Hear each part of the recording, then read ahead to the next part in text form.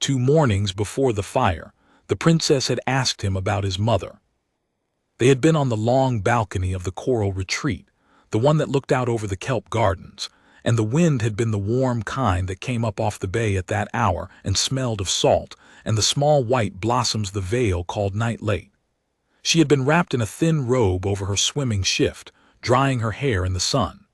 He had been standing at his post by the rail, 3 paces back, hands behind his back, the way he always stood. "Cade, Highness, what did your mother sound like?" He had thought about that for a moment. It was not the kind of question he had been asked in a long time, and it was not the kind he had ever expected to be asked by her. "Like a smoker who had given it up," he said. "Low, cracked at the edges. She sang when she did not think anyone was listening." "Sang what?" "Hymns, mostly. She was not religious. She just liked the tunes." "Sing me one." "Highness."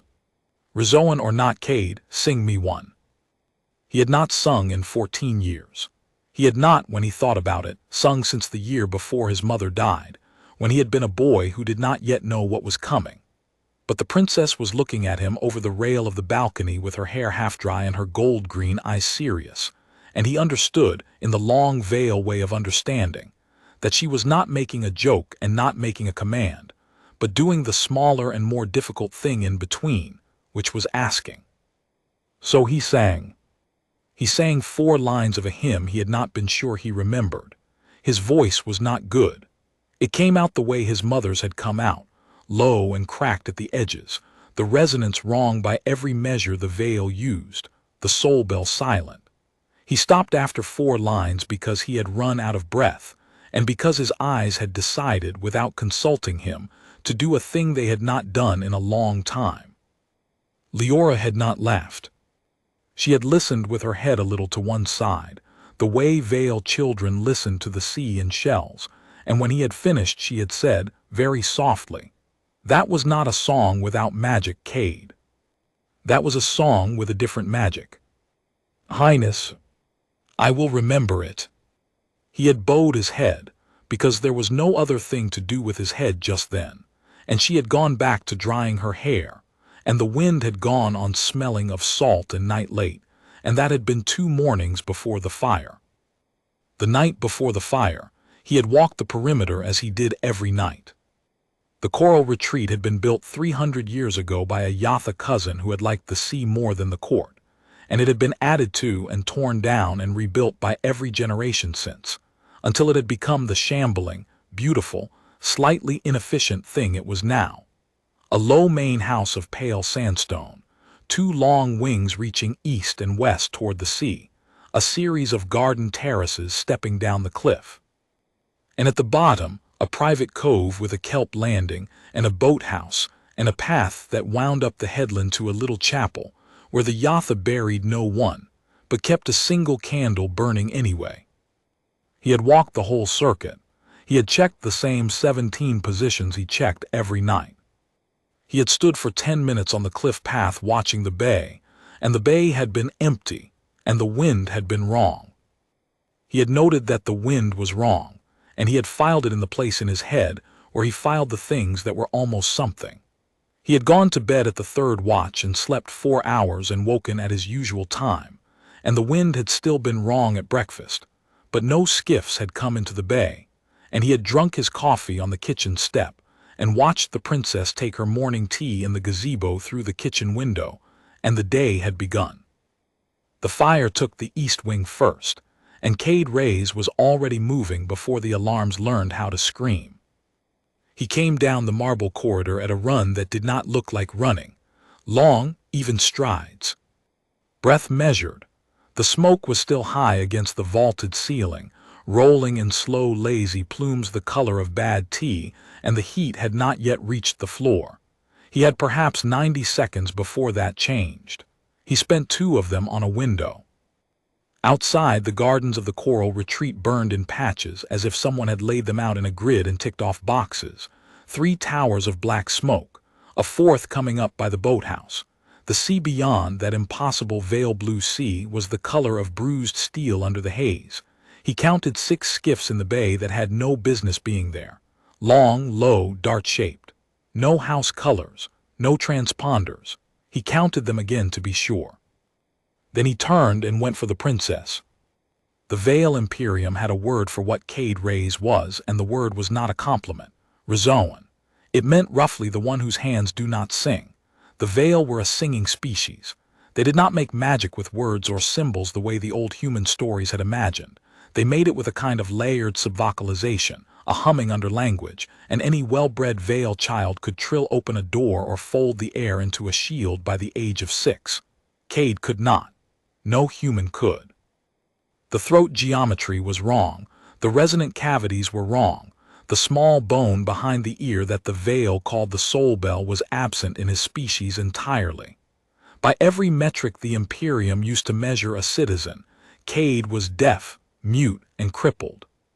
He had been assigned to Princess Leora V. Thalith as her household guardian 3 standard years ago, and the assignment had been considered a polite insult to the Yatha branch of the royal family.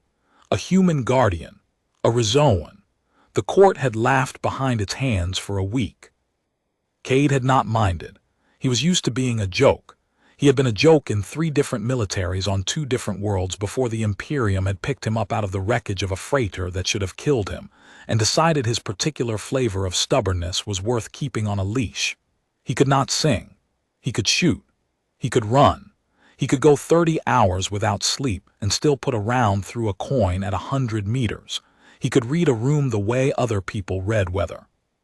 None of these were considered noble skills among the Vale, who considered all violence a kind of failed conversation.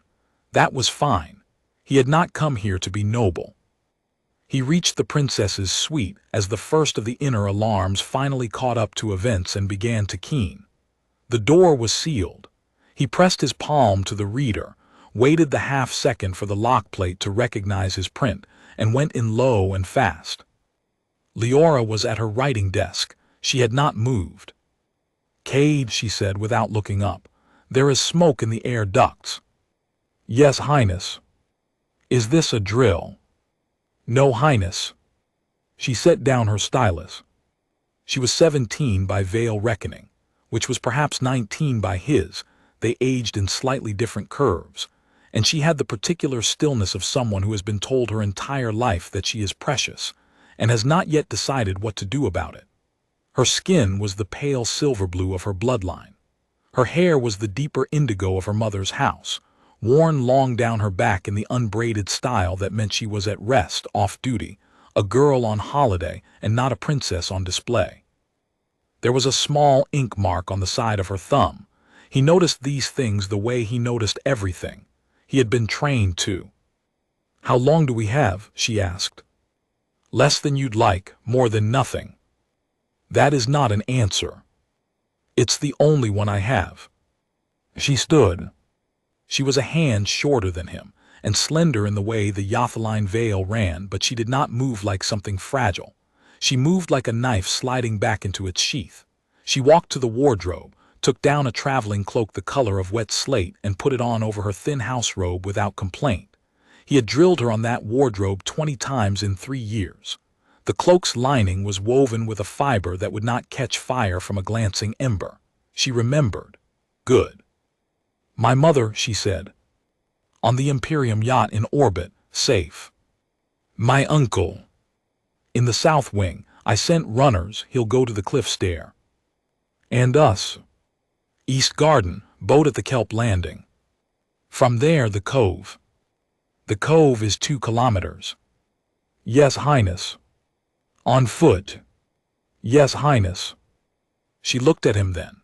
Her eyes were the pale gold green of the deep Vale, not the bright glassy yellow of the court Vale, but something older and quieter, like a coin pulled out of riverbed silt.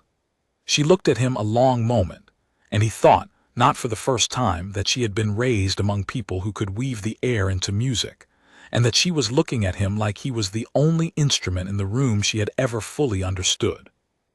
"All right," she said, "lead." The corridor outside her suite had filled with smoke at chest height by the time they came back through it. Cade pulled the small folded mask from the pouch at his belt, fitted it over her mouth and nose, and tightened the straps himself. She let him. She did not flinch. He took a breath through his own teeth and tasted what was burning, not just wood, not just fabric. There was a chemical edge to it, sweet and oily, the kind of accelerant the Vale military used for ship clearance, quick, hot, low residue. Someone had brought the right tools. Someone had planned. "It's not an accident," she said into the mask. "No, Highness. It's the Aelthen, isn't it?" He didn't answer. There was no need. The Aelthen were the rival house. They were the cousins 3 generations back, the ones who had lost the succession by a single vote of the High Council during a year when half the council had been on a different continent, and the Yatha had moved fast. The Aelthen had not forgotten. The Aelthen did not forget anything. They sang the old songs and they remembered the old slights, and Cade had been waiting for them for 3 years the way a farmer waits for a particular kind of storm. They reached the great hall. It was on fire. The vaulted ceiling, 12 meters up, was a sheet of moving orange. The huge tapestries down the long walls, the ones woven with the histories of the Vale deep houses, the ones that had taken centuries to make, were peeling away from their hangings in slow black flakes, each flake a name being unwritten. The 2 great doors at the far end of the hall were shut and barred, and the figure standing in front of them in the dark green of Aelthen House livery was singing. Cade understood then that they had not been meant to make it this far. The singer was an Aelthen battle priest. Cade had seen them once before at a state funeral, standing at attention in 3 rows. They were not soldiers. They were something rarer and worse. They were the Vale equivalent of an artillery piece with a conscience. The priest's mouth was open in the long, sustained vowel that meant a kill song was being built, layer by layer, and the air around the door was beginning to shimmer in the way that meant the song was almost ready to land. Cade did 3 things in the next 2 seconds. First, he pushed Leora behind a fallen pillar at the entrance of the hall. Second, he drew the slug pistol from the small of his back. Third, he shot the singer through the throat. The kill song collapsed mid-syllable into a wet cough. The shimmer in the air died. The priest folded sideways onto the marble in the boneless way the dead go down, and the great doors at the far end of the hall went on being shut and barred and on fire, but no longer guarded. Leora made a small sound behind him, not a scream. A kind of indrawn breath, the way someone breathes when they have just understood a thing they did not previously want to understand. "Highness," he said, "we have to move." We have to move." She moved. He had thought in the early days of his assignment that the worst part of his job would be the boredom. He had been wrong. The worst part of his job, he had eventually decided, was the look on her face the first time she watched him kill someone. He had hoped she would never have to see it. He had known she would. They ran down the burning length of the great hall. The marble was hot through the soles of his boots. The ceiling shed an ember the size of a saucer, and he caught her by the shoulder and yanked her 2 steps left so it cracked against the floor where she had been about to step. The bar on the great doors was a length of black iron as thick as his wrist, the sort of bar that had been put there 1,000 years ago to keep out armies. He lifted it out of its brackets with both hands and his back complaining, and he kicked the right-hand door open with the flat of his boot. The garden was on fire too, of course. But beyond the burning hedges, beyond the burning topiaries shaped like the long-necked sea beasts of the Yatha mythos, beyond the burning gazebo where she had taken her morning tea every day for the last 2 weeks, the path to the kelp landing was still clear. Cracked stone, blackened in places but clear, he pulled her through. There was a sniper in the boathouse. He registered the boathouse the way one registers a chord in a song that does not belong in the song. The angle was wrong. The shutters of the upper window were open by exactly the wrong amount. A flicker, a reflection on glass that should not have been reflective. He did not stop running. He shifted her with one practiced shove to the inside of the path and put himself between her and the boathouse, and felt the first round go through the meat of his left arm an instant before he heard the crack of it. It did not hurt, not yet, that would come later. Cade, keep running. The second round took a chip of stone off the path by his foot. The third went somewhere over his shoulder. He counted the time between shots. The sniper was good, but the sniper was using a Vale long rifle, which had a slow recycle, and Cade knew exactly how slow because he had taken one apart on Leora's coffee table 6 months ago to show her how it worked, and she had laughed and said it looked like a clarinet that had gotten serious about its life. He had 3 seconds between rounds. He used them. He pulled her behind the stone wall of the lower terrace. He counted. He came up over the wall during the recycle, sighted and put 2 rounds through the upper window of the boathouse. The shutter sagged. No fourth shot came. He went back down behind the wall. His left sleeve was wet to the elbow. He did not look at it. "You're hit," she said. "Yes, Highness." "Cade." "Later, Highness." "You always say later." "Yes, Highness." She did something then that he did not expect. She reached out and put her hand flat against his chest, over the place where his heart was working hard inside his ribs, and she closed her eyes and she hummed. The veil could not heal humans. The biology was wrong, the resonance was wrong. He had been told this by 3 different physicians in 3 different tones of regret. But what Leora did then was not healing. It was something smaller and stranger. The pain in his arm went quiet, not gone, quiet, as if someone had moved it into a different room and shut a door on it. He looked down at her bent head, at the indigo crown of her hair, and he understood that she had just done something forbidden. Used princess-grade songwork on a human, in the field without permission, without ceremony, and that she had done it because there had been no one else around to disapprove. "That's going to get you in trouble," he said. "They can join the line," she said. Then she opened her eyes and smiled at him, a small tight smile, and they ran for the cove. He had stolen many things in his life, but only one of them mattered, and he had not known he was stealing it at the time. 3 years ago, on his first day of assignment, he had walked into the princess's reception room and bowed and said his name, and she had looked up from her book and said, in perfectly accented standard, "You are very tall." It was not a compliment. It was not an insult. It was a fact she had decided to share with him the way a small child shares a fact. He had said, "Yes, Highness." She had said, "I had imagined humans would be smaller." He had said, "We come in sizes, Highness." She had laughed, a real laugh, surprised out of her, and the laugh had been the first thing he had stolen from her court, and he had carried it in his pocket every day since. He thought about that laugh as they came down through the burning garden. He thought about it as he put 2 more rounds into a second Aelthan who came out of the smoke with a singing knife raised. He thought about it as he shoved Leora into the low cleft of the cliff path and pulled her down behind a slab of basalt, while 3 skiffs went past overhead in formation, low and slow, looking. He thought about it because thinking about it kept the other thoughts away, the thought of his left arm, which was going stiff, the thought of the sniper, who had been better than the average Aelthan footman, and therefore meant they had brought their good people, the thought of how many more good people they had brought. The cove was 800 meters down the cliff path. They did not go straight to the cliff path. He took her instead through the orchard.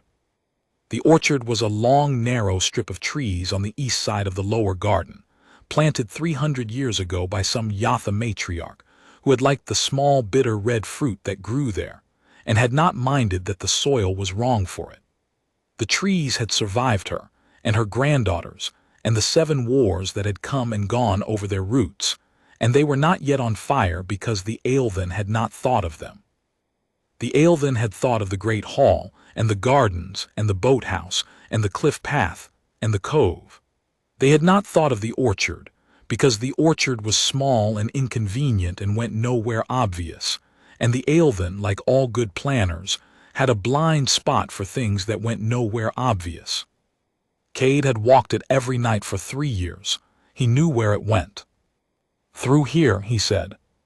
"There is no path." "There is, it is bad, stay close." They went through. The trees were close set and the branches were low, and he held the worst of them aside for her with his good arm, and she ducked under the rest. The smell of the orchard, even in the smoke, was the small, sharp, clean smell of the bitter red fruit, and for 30 seconds the world was almost a place a person could live in. At the far end of the orchard, where the trees thinned, there was a low stone wall. Behind the wall there was an Eilvin. Cade saw him first. The Eilvin was crouched, looking the other way, watching the kitchen path, which was the path he had been told to watch. He had not been told to watch the orchard. He had a singing knife in his hand and a small resonator at his belt, and he was young, and he was nervous, and Cade understood, with the small cold understanding that had kept him alive on 2 worlds, that the young nervous ones were the most dangerous because they would sing first and look afterwards.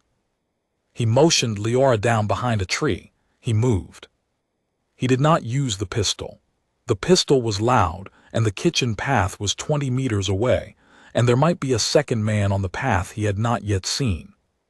He came around the wall low and fast, with his good arm out, and he caught the young Eilvin by the back of the collar with his good hand and brought the back of his other forearm, the one that did not yet hurt enough to refuse him, across the side of the young Eilvin's throat, in the place under the jaw where the soul bell sat, and the young Eilvin made a small choked sound and dropped the knife and went down.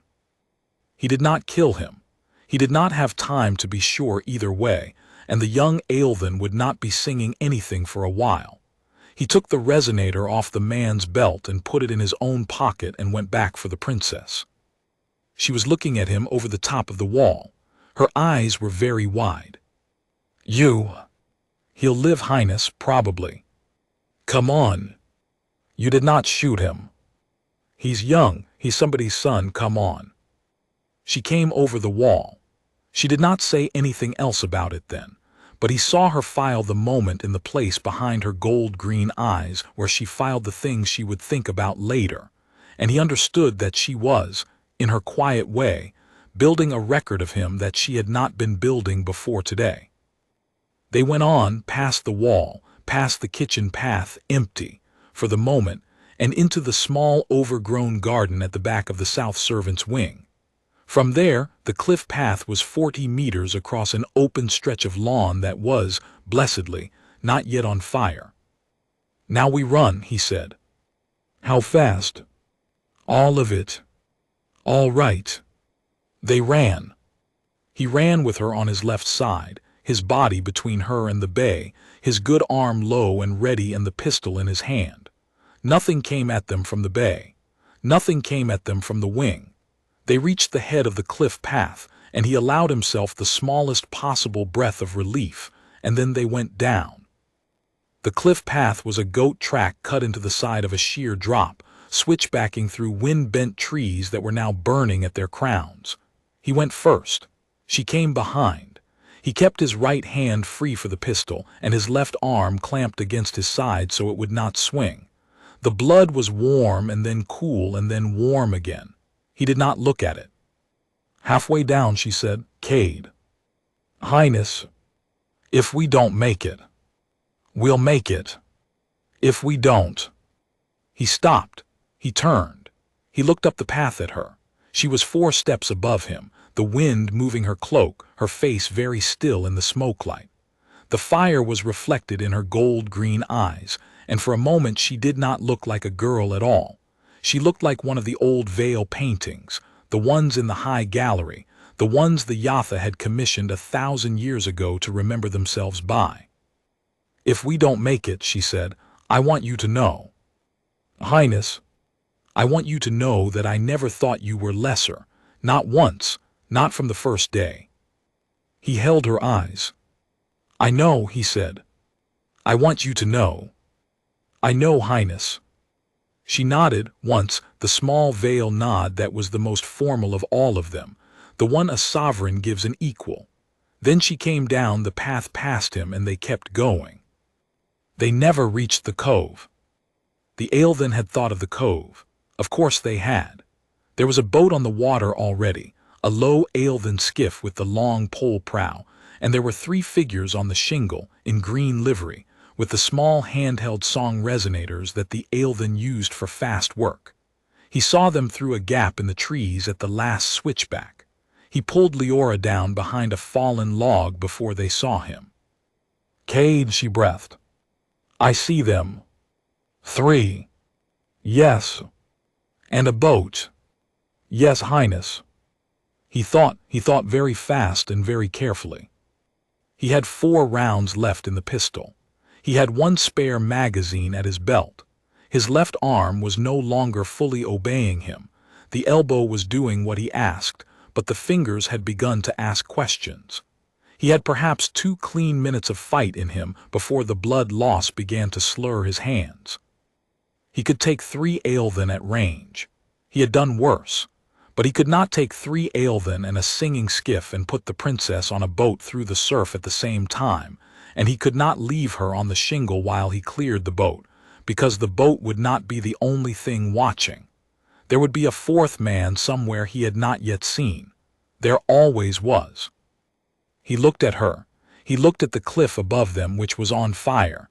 He looked at the sea below them, which was not. "Highness," he said, "can you swim?" She blinked at him. "In the Yatha line, we are taught to swim before we are taught to walk." "Good. Why?" "Because we're going off the cliff." "Cade, trust me." "I do," she said, with no hesitation at all, and he loved her for it in a small, exhausted, unromantic way. And then he took her hand and they ran left along the slope instead of down, away from the path, through the burning trees, toward the long basalt finger that jutted out over the deep water at the south end of the cove. The Aelthen on the shingle were singing. The song was rising in the air behind them like a kettle finding its note. He recognized the shape of it, a binding song, a long, slow one, the kind meant to fix a runner in place at a distance. They had been spotted. Of course they had been spotted. He had 9 seconds before the binding caught, maybe 10, and he used all of them. He ran her to the end of the basalt finger. He turned her and put his good arm around her and stepped off the edge. The drop was 40 meters, maybe 45. The water below was deep. He had checked 3 years ago on his first walk of the perimeter, because checking the depth of the water under every cliff on the property was the kind of thing his job involved. He had not at the time imagined he would be using the information like this. He had imagined many things, but not this. They fell. The wind tore at his coat. The princess made no sound. Her hand gripped the back of his collar with surprising strength. The binding song reached the end of the cliff a half-second after they did and broke harmlessly against the basalt, and the world tilted, and the dark veil blue sea came up to meet them. He had time in the falling for one clear thought. He thought, "I have done one good thing in my life, and she is in my arms, and if this is where it ends, then this is where it ends, and that is enough." Then they hit the water, and the world went white. He came up first. He came up because he had to. He came up coughing salt, and his left arm was a useless ribbon at his side, and his vision had narrowed to a tunnel the color of old brass, but he came up, and he found her by the indigo of her hair fanning out under the surface, and he got his good arm under her shoulders and dragged her face up into the air. She coughed. She breathed. She lived. "Cade," she said, and her voice was thin and small and the voice of a girl who had just fallen 40 meters into cold water, but it was her voice, and it was alive. "Highness, you are bleeding into the sea." "Yes, Highness. That will attract the deep things." "I'm aware, Highness." "You're laughing." "A little, Highness." She laughed too, a small choked underwater laugh, and they began to swim. He should not have been able to swim. By any honest reckoning, he should not have been able to do anything but sink. But there is a thing that happens in human bodies sometimes, a thing he had read about once in a military report and had never fully believed in until that afternoon, where the body decides on its own behalf that the cargo it is carrying is more important than the body itself, and it goes on, past the point where it ought to have stopped. He went on. He kicked, and he pulled with his good arm, and he held her tight against his side, and they made the long, slow crawl around the basalt finger and out of the line of sight of the men on the shingle. There was a cave at the base of the next headland. He had checked that too 3 years ago. He had drawn it on a map and put the map in a drawer in his quarters and forgotten about it, and now he remembered. They reached it as the last of the light went out of his good arm. He dragged her up onto the wet stone inside the cave's mouth, and then he lay down beside her on his back, and he watched the green moss on the ceiling, and he thought about not dying for a while. She bent over him. "Cade, Highness, stay." "Yes, Highness." He stayed. He stayed because she had told him to. He stayed because the soul bell that the veil said he did not have was, perhaps, ringing somewhere under his ribs in a frequency only she could hear. He stayed because there was no one else to do it. He stayed for a long time, while she pressed her hands against the wound in his arm and hummed her small forbidden human song over him, and the world narrowed down to her face and the green moss and the slow, steady tide sound at the cave's mouth. He heard the engines before he saw the lights. It was nearly dark by then. He had drifted in and out. He had told her at some point 3 stories about his mother that he had never told anyone, and he was not sure which ones had been out loud and which ones had only been in his head. The engines came in from the sea, deep, throaty, the heavy resonance of an imperial cutter rather than the higher whine of an Aelven skiff. And the lights along the cliff above the cove went from red to white, and the singing along the cliff stopped, all at once, the way singing stops when the singer has been given a new and worse thing to think about. The Yatha had come. The Queen had come. He did not see her arrive. He saw the lights of her cutter setting down on the shingle through the mouth of the cave, and he heard her voice from a long way off, pitched in the formal mode, asking 3 sharp questions of someone who answered her in the tone of a man giving bad news to a sovereign and trying to live through it. Then he heard her footsteps on the wet stone outside the cave. She came in alone. She had to bend her head at the entrance because the Yatha line ran tall. She walked down the length of the cave to where Leora knelt beside him, and she stopped, and she looked at the 2 of them for a long time without speaking. The Queen of the Vale Imperium was a woman in her 9th decade by Vale reckoning, which was perhaps a vigorous 60 by his. She wore traveling clothes, a long coat over a riding tunic, no crown, no regalia, the simple silver pin of her house at her collar and nothing else. Her hair was the same indigo as her daughter's, gone to silver at the temples. Her eyes were the gold green of the deep veil, and they were, just then, very tired and very awake at the same time, the way the eyes of mothers are when they have been afraid for a long time and have only just stopped. "Leora," she said. "Mother, you are unhurt." "I am unhurt." The Queen looked at Cade. He tried to sit up. His good arm shook under him. He got to one elbow and stopped there, and he met her eyes, because he had been raised in 3 different militaries on 2 different worlds, and all of them had taught him that you met the eyes of the sovereign whose daughter you had bled for, even if you could not stand. Especially if you could not stand.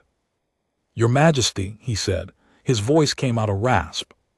She did not answer him at first. She knelt.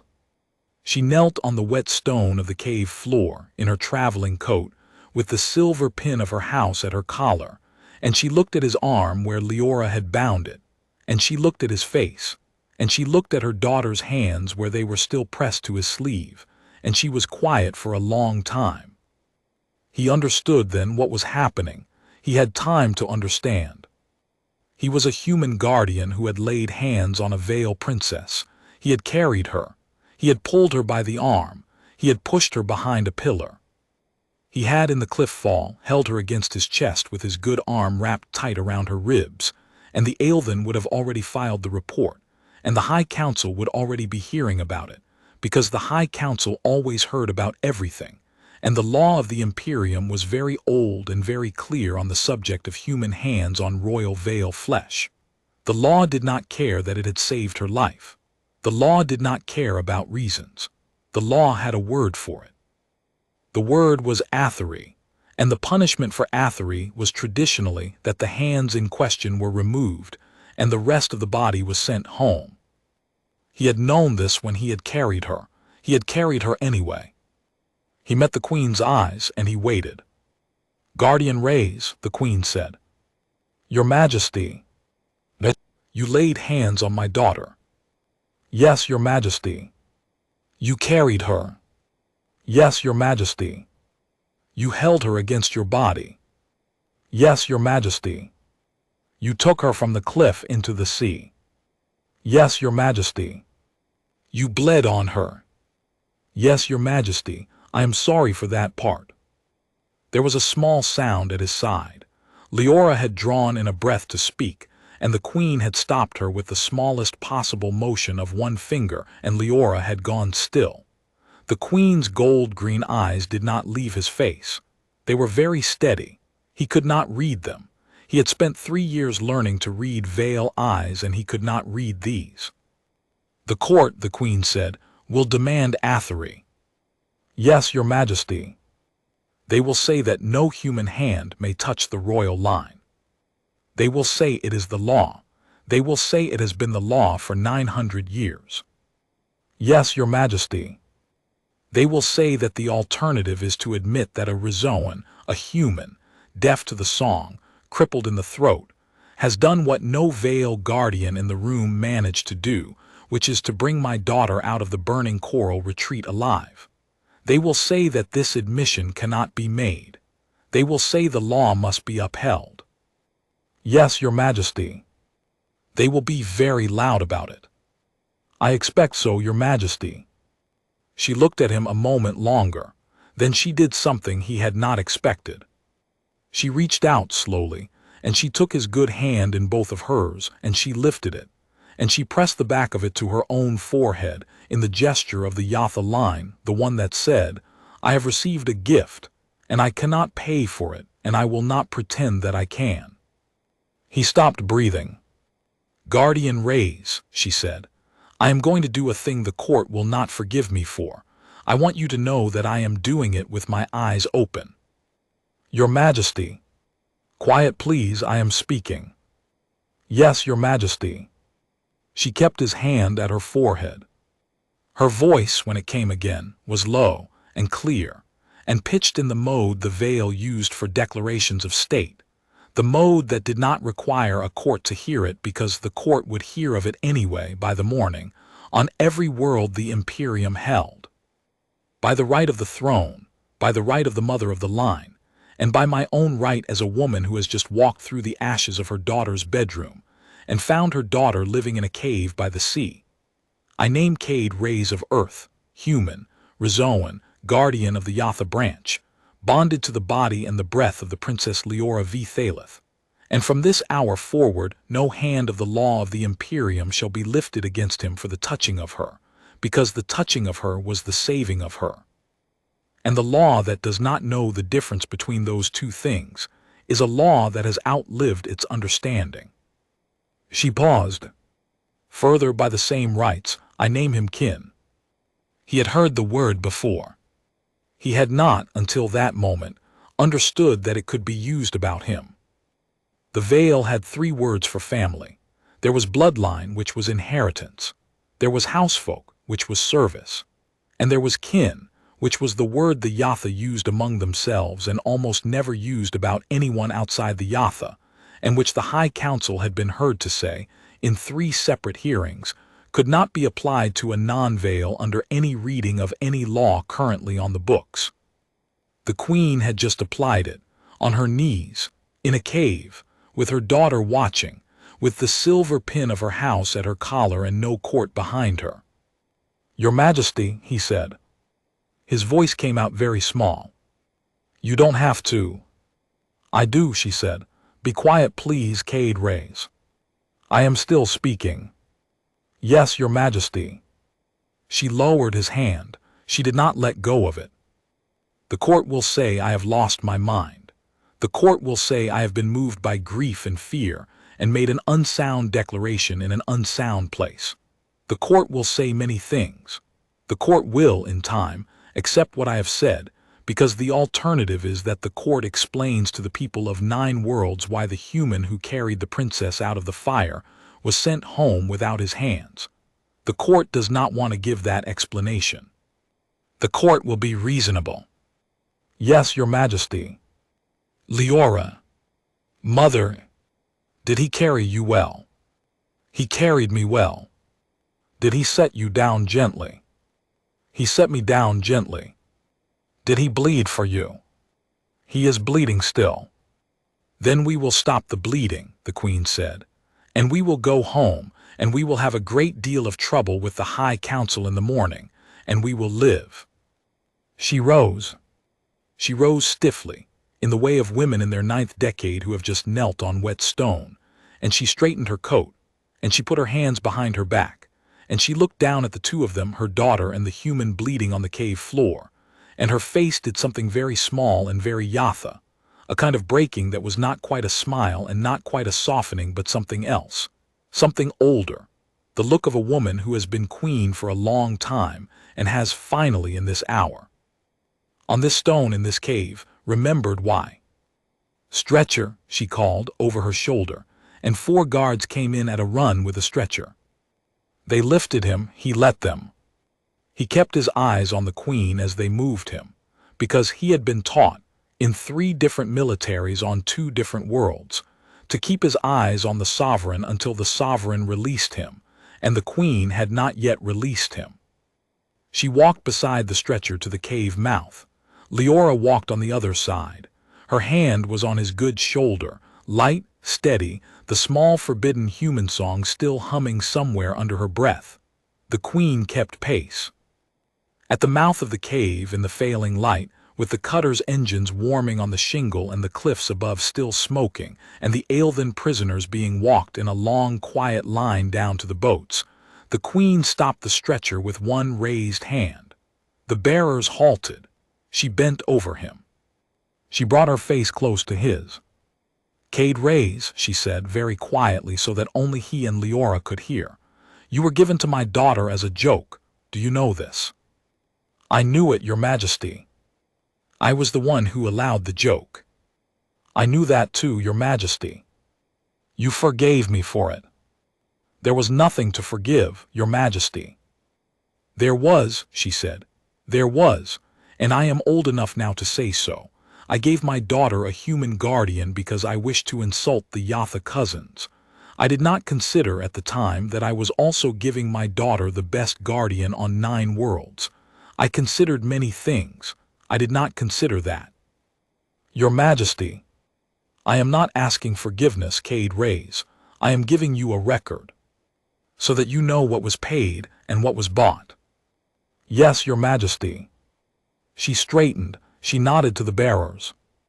They lifted him again and carried him down the shingle to the cutter, and the queen walked behind, and Leora walked beside, and somewhere on a balcony of the High Council chambers, 300 kilometers away, a clerk was already taking down the first dispatch of what the queen had said, and the clerk's hand was shaking because the clerk knew, the way clerks always know, that the kingdom was about to be a different shape in the morning, and the new shape would have a human in it, and the human's hands would still be attached.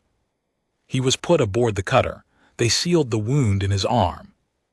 They gave him something cool that took the brass out of his vision and put the world back into its proper colors. Leora sat by his cot through the lift and did not speak, and the queen sat across from her and did not speak, and the 3 of them rode up out of the smoke of the coral retreat in a silence that was not empty but full. The way a room is full after a long argument has ended in something nobody expected. Halfway to orbit, the princess put her hand over his. Cade, Highness, stop calling me Highness. He did not answer at first. He looked at her hand on his. He looked at the queen across the cabin, who was looking out the viewport at the curve of the world coming up beneath them, and was very deliberately not looking at the 2 of them. In the way a mother is deliberate about not looking at a thing she wants to leave her daughter alone with. "What should I call you?" he said. "My name." "Leora." "Yes." "Leora," he said. She closed her eyes. She did not cry.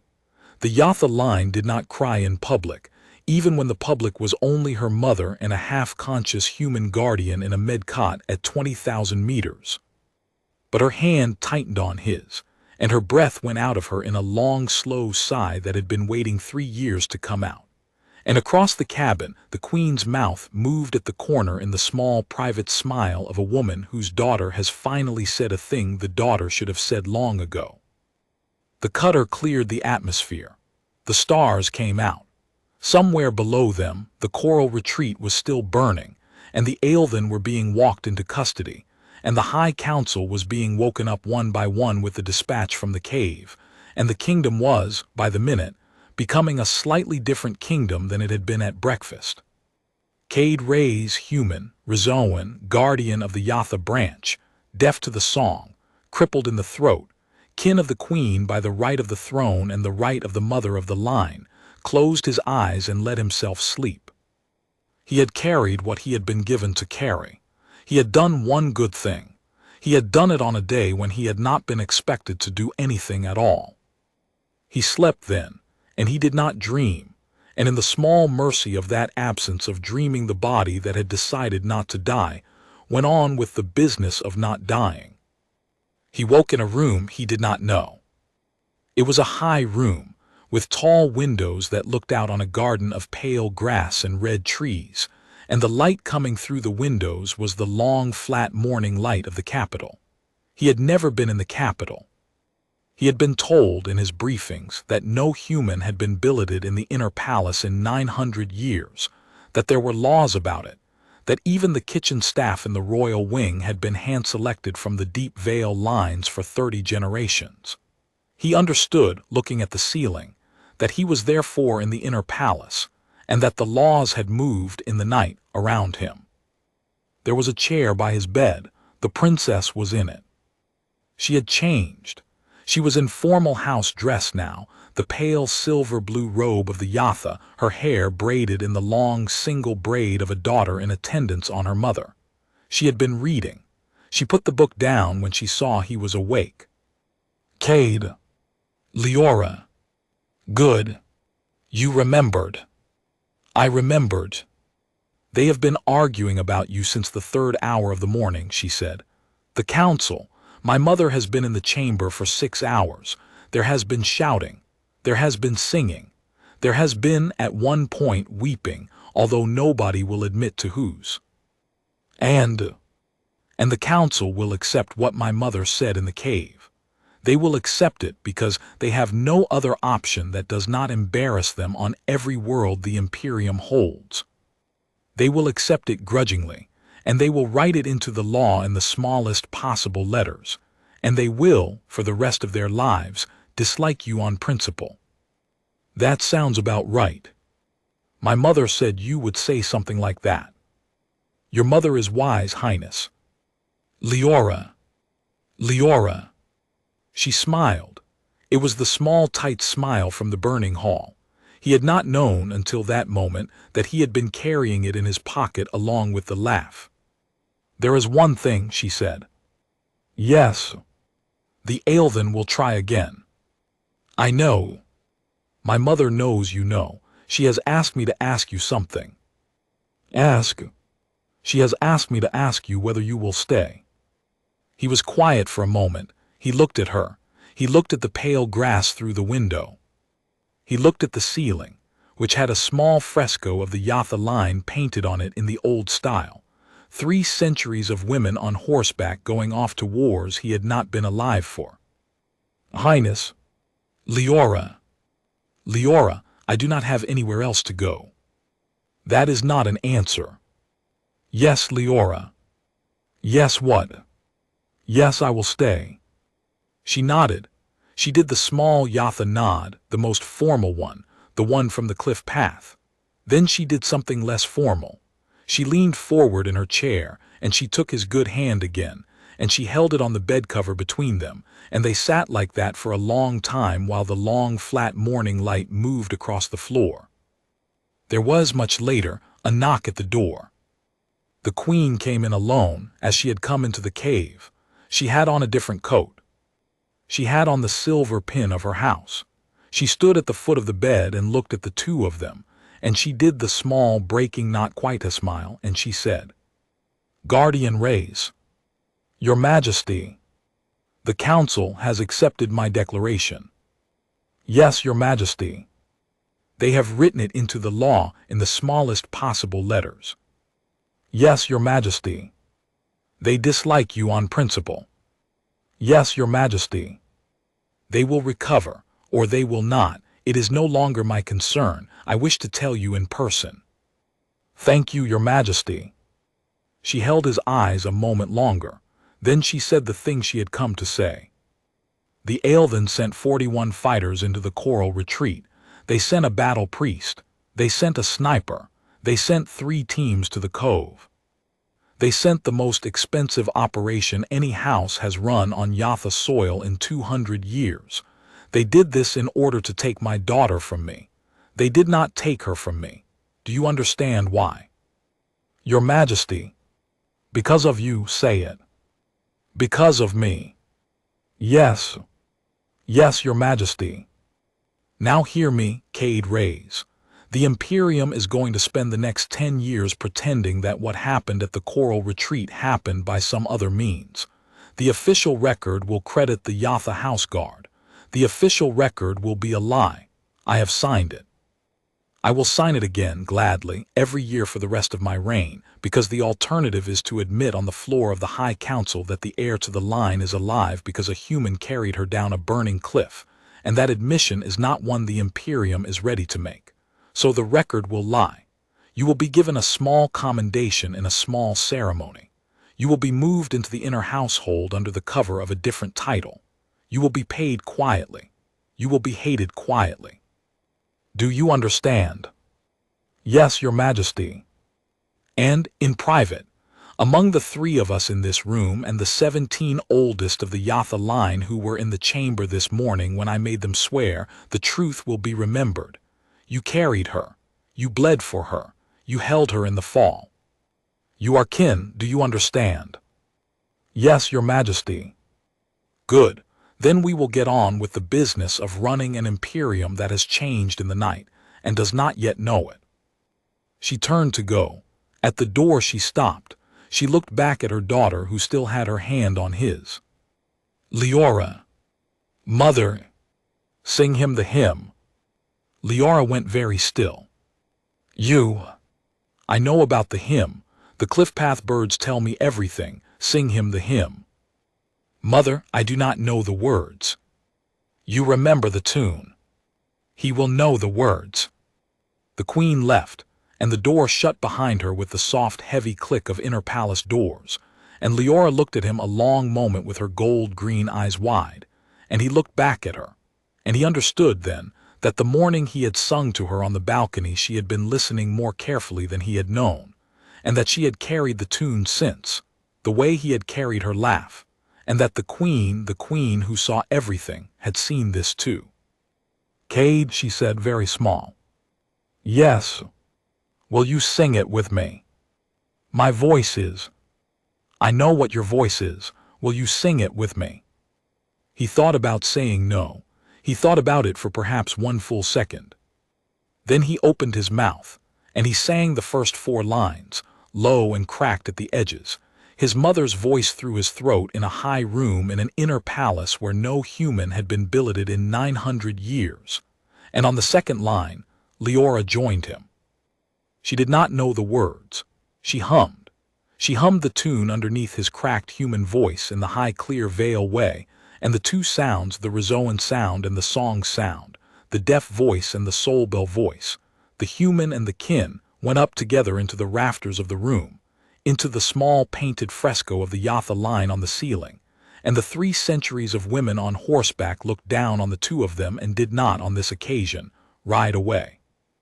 Outside the window, the pale grass moved in the long flat morning light, and the kingdom went on being a slightly different shape than it had been the day before, and a clerk 3 corridors away set down his pen to listen, and could not afterward, say exactly what he had heard, only that it had not been any song the Imperium knew, and that he had not, when he tried, been able to forget it. Cade Ray's human guardian-kin finished the hymn. His voice gave out on the last line. Leora carried the tune the rest of the way alone, and then she stopped, and the room was quiet and her hand was warm on his. "Stay," she said. "Yes," he said. "Good," she said.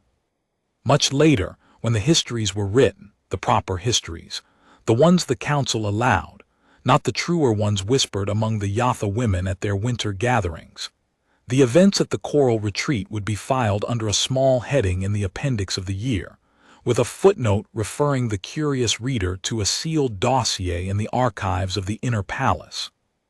The footnote would say, in the dry, careful language of historians who have been warned, that the heir to the Yatha line had been brought safely out of an Aelthan action by the actions of the household guard. It would not mention the human. It would not mention the cave. It would not mention the hymn. The curious reader, finding the footnote, would shrug and move on. But on 9 worlds of the Imperium, in the months that followed, the children of the Deep Vale lines would begin to ask their mothers a new question. They would ask why there was now a human seated 3 places down from the throne at the spring feast. They would ask why the princess called him by his name and not his title. They would ask why the queen, when she walked the long colonnade of the inner palace on state mornings, sometimes stopped at his shoulder and rested her hand there for a moment before moving on.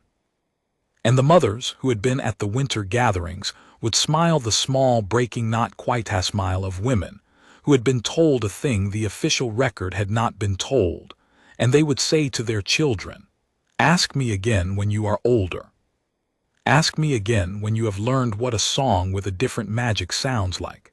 Ask me again when you have understood that the law is not always the whole of the truth."